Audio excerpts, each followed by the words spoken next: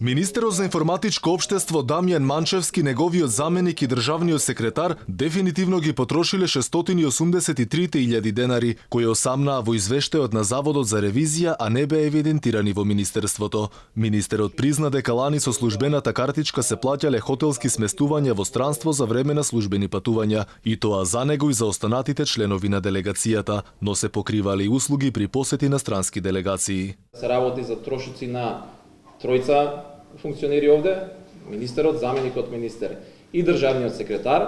Се работи за трошоци кои што се направени при патувања за сместување и авионски трошоци во странство, не само за наступи за делегациите што патуваат со нас. Во врска со потрошените државни пари Алфа објави минатата недела, а министерот денеска тврди дека се било наведено во алатката за отчетност на носители на јавни функции. Еднаш на 6 месеци се објавуваат овие податоци во алатката за транспарентност. Токму оваа операција ја правиме за да во реално време можеме да ви ги даваме овие одговори на овие прашања. Тоа беше проблемот и е.